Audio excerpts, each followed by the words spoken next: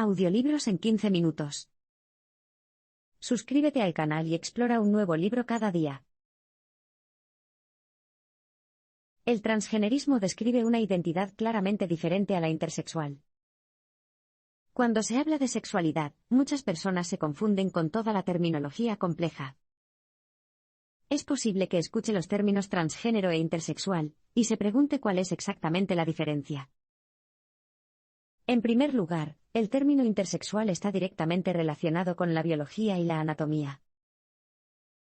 Describe a alguien cuya anatomía no se corresponde con las definiciones biológicas estándar de hombre o mujer. Un ejemplo sería alguien que nace con un conjunto de ovarios y un par de testículos. A lo largo de los siglos, la vida de las personas que se encuentran a ambos lados de la brecha de género a menudo ha sido difícil. La sociedad ha tendido a estigmatizar a las personas intersexuales, induciéndoles sentimientos de culpa, vergüenza, pena y trauma. A lo largo de los años, la comunidad intersexual ha sido sometida a innumerables procedimientos de normalización sexual diseñados para hacer que las personas adopten el sexo que el médico les asigne. Los procedimientos suelen ser horribles. A las personas que se considera más hombres que mujeres se les puede extirpar el clítoris, por ejemplo, y a las que se considere más femeninas se les pueden inyectar hormonas.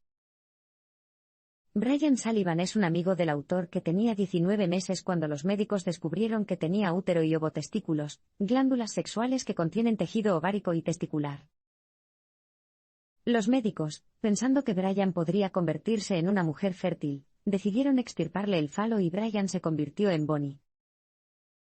En su adolescencia, se convirtió en lesbiana sexualmente activa, y se dio cuenta de que le faltaba un clítoris y que no podía alcanzar el orgasmo. Hay muchos otros casos clínicos, así como muchas pruebas, que muestran cómo los esfuerzos de normalización son peligrosamente dañinos, y pueden provocar una gran insatisfacción en la vida. El otro término, transgenerismo, está relacionado con la identidad de género de una persona, la forma en que se identifica sexualmente, independientemente de las definiciones biológicas del sexo. Por lo general, esto significa rechazar el género que se les asignó al nacer.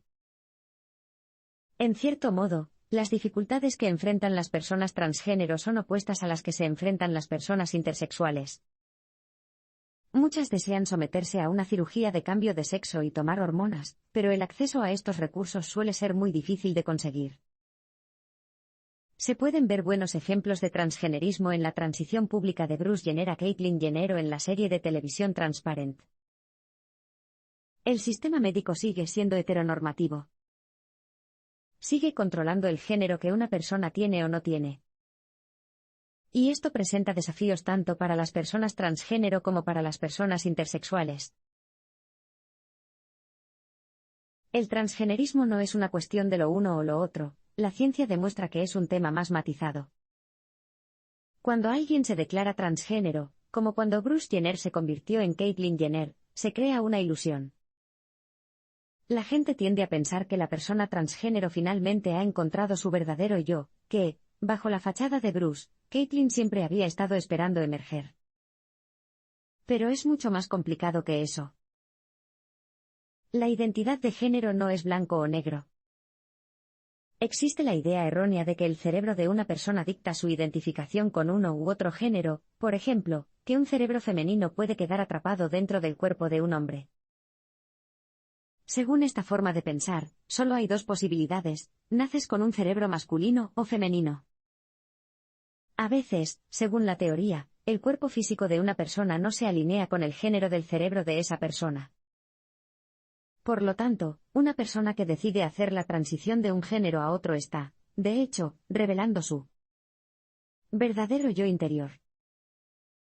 Sin embargo, la táctica de dicotomizar el cerebro para dar dos categorías, masculina o femenina, cuenta con escaso apoyo científico. Pero las dicotomías son simples y, dado que esta coincide con las concepciones tradicionales de género e identidad, recibe mucha aprobación. Por supuesto, hay muchos que rechazan esta narrativa. El profesor de psicología J. Michael Bailey, de la Universidad Northwestern, es uno de ellos. En 2003, con la publicación de El hombre que pudo ser reina, ofreció una perspectiva más matizada, basada en el sistema de clasificación del sexólogo Ray Blanchard. Bailey sostiene que la transexualidad no es una identidad con la que se nace. Aunque admite que esas personas nacen con comportamientos de género y preferencias sexuales, considera que el deseo de transición es el resultado de múltiples factores externos. Esta postura se burla de la opinión dominante. Bailey cree que la cultura y la sociedad juegan un papel tan importante como la biología a la hora de determinar si una persona decide seguir siendo un homosexual encubierto o declararse abiertamente gay o transgénero. Por ejemplo, un hombre gay afeminado que crece en un vecindario tolerante y abierto tiene más probabilidades de sentirse seguro y satisfecho y, por lo tanto, es más probable que sea abiertamente gay. Si esa misma persona hubiera crecido en un entorno homofóbico, por ejemplo, en una comunidad menos inclusiva del otro lado de la ciudad, podría sentir que solo puede sobrevivir si se convierte en una mujer por completo. El libro de Bailey fue objeto de controversia y de una serie de acusaciones condenatorias. Como era de esperar, el libro de Bailey encontró una seria resistencia. Iba en contra de las ideas habituales y familiares que la gente tiende a tener sobre el sexo y el género, y algunas personas se sintieron francamente perturbadas por sus sugerencias. En el centro de lo que muchos consideraron tan preocupante estaba el giro que el libro de Bailey añadió a la maraña del debate en torno a la sexualidad transgénero. Además de los hombres homosexuales que desean pasar a ser mujeres, Bailey identificó otro grupo de hombres que se identifican como hombres pero que se excitan sexualmente con la sola idea de ser mujer. Esto se denominó autoginefilia, que es una combinación de auto, que significa autodirigido, y ginefilia, que significa amor por las mujeres. Este término describe a un hombre con una infancia estereotipada, practica deportes, le gustan los coches o las motocicletas y tal vez incluso sueña con unirse algún día al ejército. Los hombres autoginefílicos, como los hombres más estereotipados, también se sienten atraídos principalmente por las mujeres, por lo general, se casan con mujeres y tienen hijos antes de tomar la decisión de hacer la transición. Cuando se publicó el libro de Bailey con esta información, hubo una avalancha de respuestas airadas que calificaron la obra de blasfema. La idea misma de la autoginefilia resultaba ofensiva para muchos, incluidas las mujeres transgénero, pero la controversia finalmente se centró en las acciones supuestamente poco éticas de la autora. Hubo una avalancha de calumnias. Según sus detractores, Bailey había violado las normas federales al no obtener la aprobación del Consejo de Ética para su estudio sobre el transexualismo, había hecho caso omiso de la confidencialidad de los pacientes, practicó la psicología sin licencia y se acostó con una mujer trans cuando era objeto de investigación. Bailey también fue aterrorizada por varios activistas transgénero. Una de ellas fue Andrea James, quien envió a Bailey una foto particularmente inquietante de su familia. Los ojos de sus hijos estaban ennegrecidos, y la leyenda planteaba la cuestión de si su esposa era una exhibicionista hambrienta de pollas o una parafílica a la que simplemente le gusta la idea. La activista incluso publicó las fotos en su propio sitio web. En el próximo parpadeo, analizaremos más de cerca exactamente por qué los grupos transgénero estaban tan furiosos con Bailey. Los activistas transgénero estaban particularmente indignados por el énfasis de Bailey en la sexualidad. Amenazar a la familia de un autor es injustificable. Sin embargo, la reacción contra las teorías de Bailey es comprensible. Los activistas han pasado toda su vida intentando desexualizar el transexualismo y reducir el estigma que suele conllevar. Estos mismos activistas habían trabajado arduamente para mejorar el acceso a la atención médica y establecer algunos derechos humanos básicos para las personas trans. Parte de este esfuerzo consistió en cambiar el término transexualidad a transgénero para enfatizar la identidad de género y restar importancia a las cuestiones de la sexualidad y la atracción sexual. El progreso que habían logrado se había ganado con esfuerzo, la batalla que tenían por delante era cuesta arriba. El enfoque de Bailey en la sexualidad fue visto como un gran paso atrás. Gran parte de la lucha contra el aspecto sexual del movimiento trans tiene que ver con la atención médica. El sistema médico puede confiar demasiado en las ideas heterosexistas, y tiende a pensar que solo los hombres naturalmente femeninos podrían hacerse pasar de manera convincente por mujeres heterosexuales. Pensar lo contrario alteraría por completo las concepciones tradicionales de lo que es y lo que no es femenino. Es este tipo de pensamiento estrecho lo que hace que a los pacientes con autoginefilia masculina se les nieguen las hormonas que solicitan. Otros miembros de la comunidad médica aún consideran que la transexualidad de hombre a mujer es un mero fetichismo, algunos llegan a llamarla una forma de enfermedad mental, y se oponen a que las personas tengan acceso a hormonas o cirugías.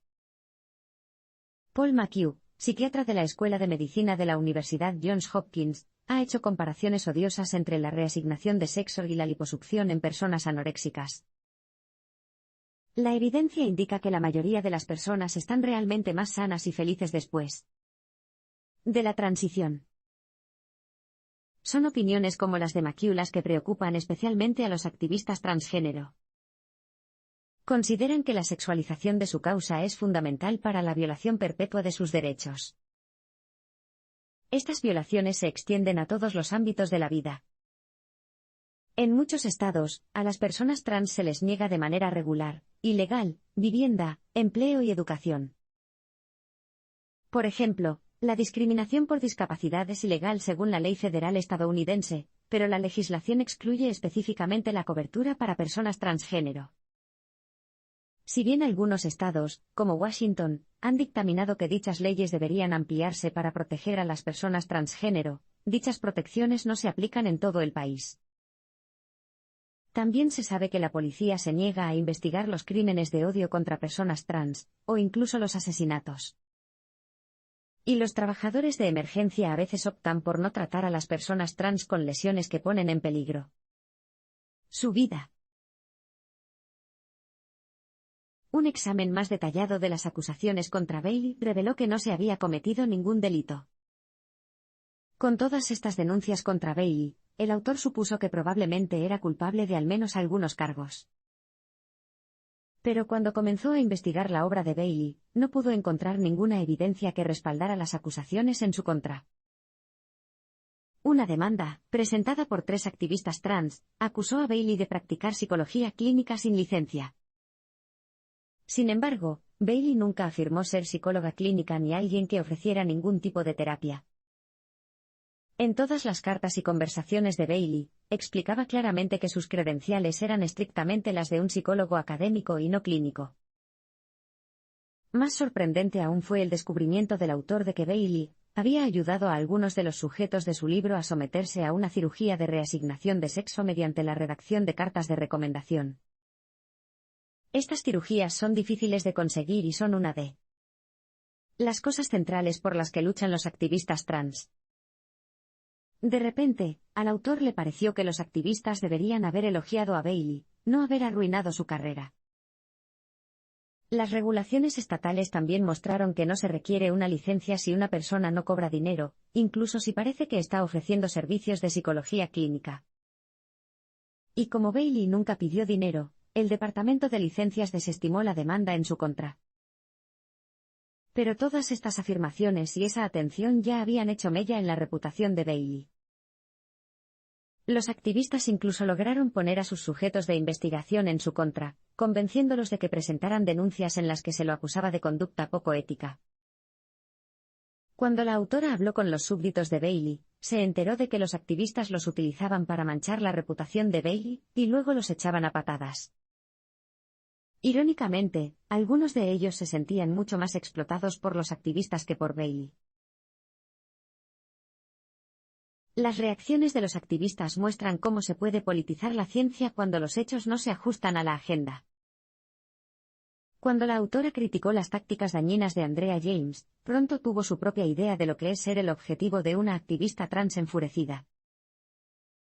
Tras descubrir que su empleador, la Universidad Northwestern, había invitado a James a hablar, la autora escribió un artículo crítico en su blog, titulado El blog que escribo con miedo. Como deja claro el título, esperaba recibir críticas por el puesto.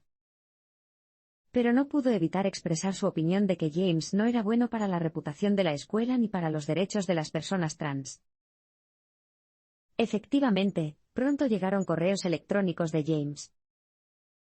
En una de ellas, James llamó al hijo de la autora precioso excremento del vientre, y en otra terminó con un mensaje amenazador diciéndole que pronto charlaremos en persona. Aún así, la autora decidió que quería que se publicara su investigación. Así que llamó al New York Times. Muy pronto, la periodista Benedict Carey publicó un artículo sobre sus hallazgos. James no fue la única persona que pasó de atacar a Bailey a atacar al autor. Un activista escribió una carta al New York Times en la que afirmaba que el grupo Bailey también había financiado la obra del autor. Esto era evidentemente falso. La autora había utilizado sus ínfimos ingresos para financiar su trabajo y, en un intento por proteger a su empleador y su trabajo, incluso mantuvo en secreto su investigación sobre Bailey en secreto para la Universidad Northwestern. Quizás más que cualquier otra cosa, este conflicto entre académicos y activistas, con su confuso rastro de mentiras y acusaciones, demuestra que se necesita mucha más paciencia y comprensión cuando se habla de transexualismo. Sin duda, el autor se dio cuenta de que las causas progresistas pueden convertirse fácilmente en ideologías inflexibles, privilegiando una agenda única por encima de todo lo demás. También se dio cuenta de lo politizada que se ha vuelto la ciencia.